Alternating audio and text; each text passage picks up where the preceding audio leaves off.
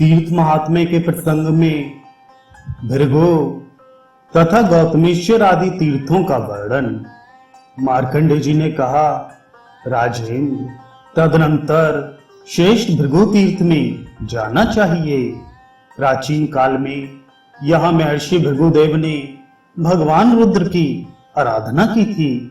उन देव के दर्शन करने से तत्काल पाप से मुक्ति हो जाती है। यह क्षेत्र बहुत बड़ा तथा सभी पापों को नष्ट करने वाला है। यहाँ स्नान कर व्यक्ति स्वर्ग जाते हैं और यहाँ मृत्यु को प्राप्त होने वालों का पुनर्जन्म नहीं होता। यहाँ जूते का जोड़ा तथा सोने के साथ अन्न का दान करना चाहिए। यथाशक्ति भोजन भी कराना चाहिए। यह सब अक्षय फल वाला कहा गया है। युधिष्ठिर, सभी दान, यज्ञ, तप तथा कर्म नष्ट हो जाते हैं, किंतु भृगु तीर्थ में किया हुआ तप अक्षय होता है।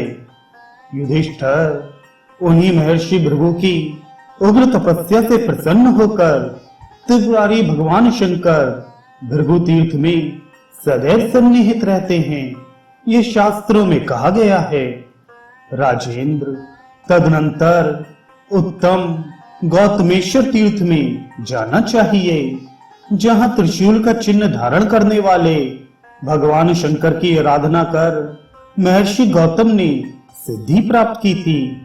राजन, गौतमेश्वर तीर्थ में स्नान कर उपवासरत व्यक्ति सोने के विमान द्वारा ब्रह्मलोक जाता है तथा वहां आदर प्राप्त करता है।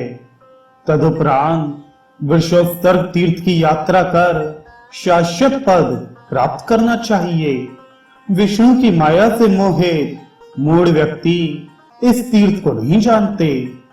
इसके पश्चात धौत पाप नामक तीर्थ में जाना चाहिए, जहां स्वयं भगवान धर्म ने अपना पाप धोया था।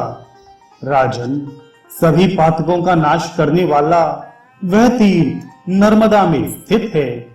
उस तीर्थ में स्नान कर मनुष्य ब्रह्म हत्या से मुक्त हो जाता है। राजेंद्र, उस तीर्थ में जो प्राणों का त्याग करता है वह 4 भुजा वाला, 3 नेत्रों वाला और शंकर के समान बल वाला होता है। शिव के समान पराक्रमी होकर वह 10,000 कल्पों से भी अधिक समय तक शिवलोक में निवास करता है और बहुत समय के बाद वह पृथ्वी पर एक क्षत्र सम्राट बनकर उत्पन्न होता है।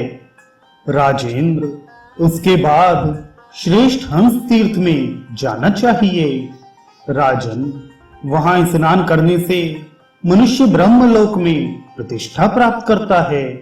राजेंद्र, वहां से विष्णु लोक की गति प्रदान करने वाले वराह तीर्थ नाम से प्रसिद्ध तीर्थ में जाना चाहिए, जहां जनार्दन ने सिद्धि प्राप्त की थी।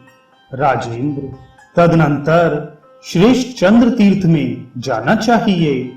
वहां विशेष रूप से पौर्णमासी को स्नान करना चाहिए। वहां स्नान मात्र करने वाला व्यक्ति चंद्रलोक में प्रतिष्ठा प्राप्त करता है।